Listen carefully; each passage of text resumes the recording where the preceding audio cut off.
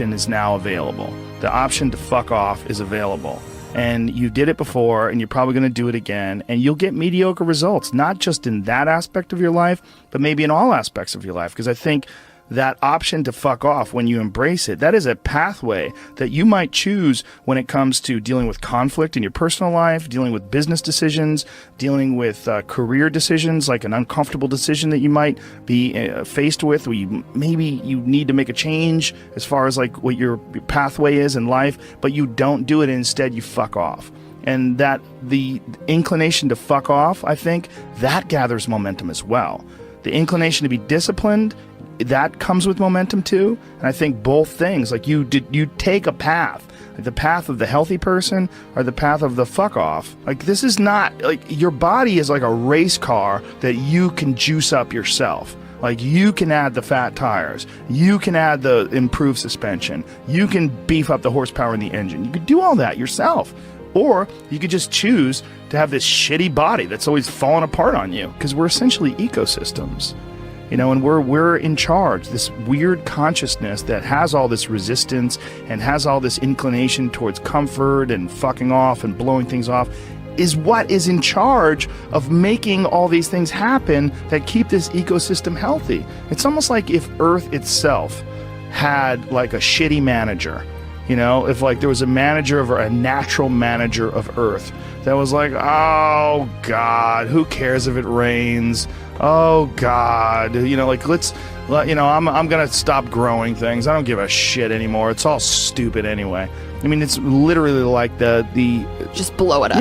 Yeah. Fuck it, let's just kill all the life. It's all gonna die eventually. I mean, the sun only lasts 7 billion years. You see, that is the perspective a lot of people take with aging, where it's like, well, you're gonna die, you're gonna age, you can't stop aging. And it's like, yes, you're right, but that's not the point. The point is to age better. Like, that's the point. The point is to increase your health span, you know, and that is, we know is possible. Like, that can, there's some of these like centenarians and super centenarians I've seen that are like over 100 years old, and they're like riding bikes and racing, and it's like, they're old. They are very old, but they're experiencing a very good quality of life. Yeah. And they're experiencing a quality of life that these other people that don't exercise they physically feel their own body diminishing, and they just feel it's inevitable. It is what it is. You're wasting your time. You're out there running around. But no, we're not, because this experience right now, it's not like, no one's under the illusion that you're going to live forever, but you are enhancing the experience that you're currently involved in right now. And you are alive. Right. You are alive. You do experience this life. But do you experience this life optimally? Is it as enjoyable as it can be? And we all know that there's a spectrum for that enjoyability. Like, we've all had times in our life where it's not been so great. And then times in our life where everything came together, and like, what a fucking great day. Woo! Like, make more of those. Like, you can make more of those. And then the whole thing's better. And I think when that whole thing is better, it affects everybody you touch, everybody that's around you, everybody you come in contact with, and that in turn, I mean, it sounds so grandiose, but in turn can affect the entire race of human beings. I've always wondered if the depression that people see en masse today, there's so much depression that people, it's a common trait. Like, it's a common condition. Oh, he suffers from depression. Oh, she suffers from depression. Like, oh, he's got herpes. You know what I mean? It's like it's a common thing. I've always wondered, or I've been wondering more and more recently. It really hit me when. Have you ever seen Heinmo's Arctic Adventure? This guy lives in this incredibly remote area of the Arctic National Wildlife Refuge in the Alaskan interior, and he lives in this really small log cabin, and he hunts and gathers, and that's all he does. And he's very smart. Like, he's not a dummy at all. And he's been up there. He lives with his wife, and he raised children up there, and it's really, really, there's some dark moments in there, because they lived like this from the time, like, when they had children up there, and they lost their 2-year-old baby in a fucking canoe. Like, they tipped over in a canoe and lost their kid. And it's like, it's really intense when they revisit the site and leave flowers. And it was like 30 years ago, and they had several children since then, but this moment is still like this intense moment of loss for them when they lost their baby. But this fucking guy is very happy and very, very smart and very connected and very articulate. And he firmly believes that human beings, when we evolved and developed and were hunter-gatherers, that there's a set of rewards. There's reward systems that are set up inside the human body, inside the very being that we embody, that don't get met in today's society. And that's one of the things that's causing depression. One of the things that's causing this funk that people are in is that we're living our lives, many of us at least, in these very unfulfilling ways, where you're going to this office with artificial light and you're doing something you don't want to do all day long, and then you get home and you're tired. And on top of that, you're eating shit. You're eating potato chips and you're drinking soda, and your body is just like, what in the fuck is this? We're supposed to be out in the fields. We're supposed to be walking up hills. We're supposed to be looking for animals or gathering vegetables. We're supposed to be doing all these things that our body's designed to do. We're supposed to be in nature. Yeah. And nature is like a medicine. Like, it literally is a medicine to you. Like, people that go... You don't have to go hunting. You don't have to go fishing. Just go fucking hike, man. Just go hike up to the top of a mountain and look out.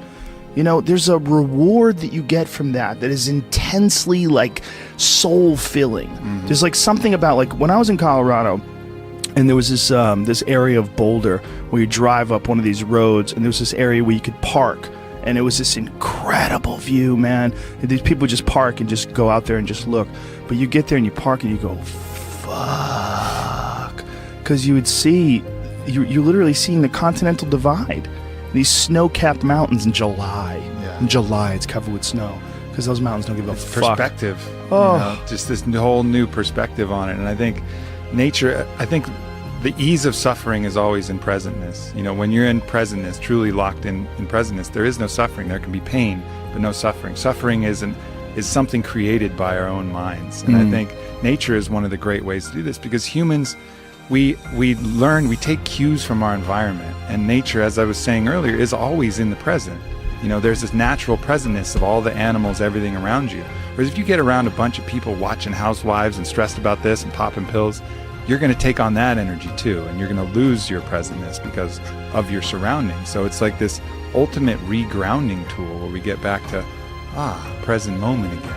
You know, and that's such a fucking key element to human happiness. And I think the other key element is having something we're fighting for, you know, having a mission. I think we're all forces, and that force needs to have an effect, needs to have a reason that it's moving in a certain direction. And I think with all of our needs and all of our needs met, you know, where we don't have to hunt for food, we don't have to acquire everything, everything's relatively easy, and it's all about advancement and all this.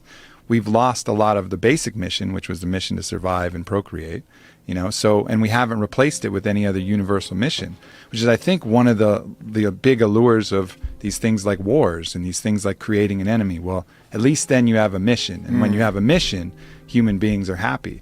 You know, like Bertrand Russell talked about, he did a book, Conquest of Happiness, and he had his own fucked up attributes. Every time I bring him up, people talk about his fucked upness. He was into phrenology, and he might have been a racist, whatever, but he was a good philosopher. Smoked constantly. Yeah. But anyways, he talked about the happiest person he knew.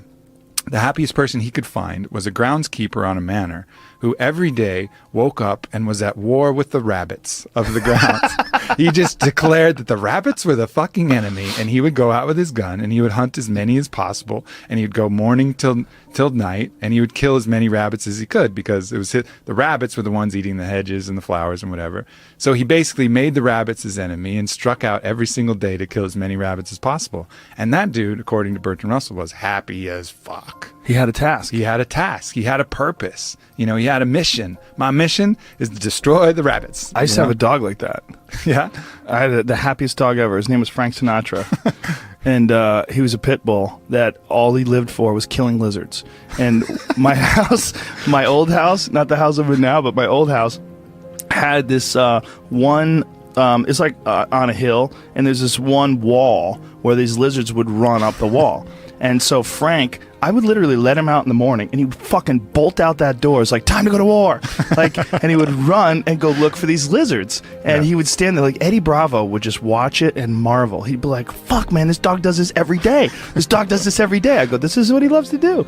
And he would go there, and he would have his paws on the wall, and he would, and he would go crazy, and he would jump up and try to grab a lizard, and occasionally he would get one. And he'd be like, fuck yeah. And he would get one, and he would go looking for another one. He would go, and he was a pretty